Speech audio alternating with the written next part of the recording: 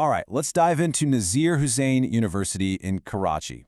We're going to look at the whole story, what they say about themselves, what it's actually like for students, and yeah, we'll even touch on some of the controversies that pop up when you start digging. So you hear the term progressive university thrown around a lot, right? NHU uses it to describe themselves, but what does that really mean? What's the full picture beyond the marketing? That's what we're here to find out. Okay, so first things first. Let's start with how the university sees itself. This is their official welcome message, straight from the source. So right off the bat, they're hitting a few keynotes. They see themselves as a leading institution, they call themselves progressive, and they make sure you know they're chartered by the government. That's the brand, the image they're putting out there. But the real question is, how does that actually play out in practice? Which brings us to what really matters, right? What are students actually learning? Let's take a look inside the classroom at their academic programs. Okay, you can see a pretty clear theme here. Architecture, engineering, business, health sciences, pharmacy, it's very focused on professional, hands-on fields. This tells you they're all about getting students ready for a specific career path, not so much a broad, general education. And look, their mission statement pretty much spells it out. The goal is to give students the knowledge to compete in the local as well as international job markets. It's very direct, very career-focused. It's about job readiness, pure and simple.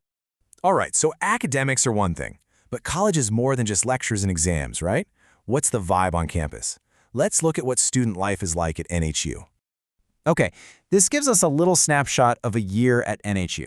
You've got some serious stuff like the Model UN, and then you've got a quali night, which sounds amazing. Plus, community-focused things like a plantation drive.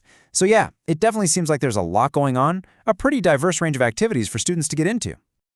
Okay, so we've got the official story and a feel for campus life. Now let's ground this in some hard data. Numbers don't lie, so let's see what they tell us. First up, the year it was established, 2013. Wow, so it's a pretty young university, really. That's important because it means it's still building its name, still carving out its identity in the grand scheme of things. And what about size? We're looking at over 3,500 students. So it's not a tiny college, but it's also not a massive, sprawling campus. That's kind of that sweet spot where you might get a more personal, close-knit feel compared to a giant state university. To go with those students, you have over 150 academic staff. If you do the math, that comes out to a student-to-faculty ratio of about 23:1. And that's a number you always want to look at, right? It gives you a sense of how much direct access you might have to your professors.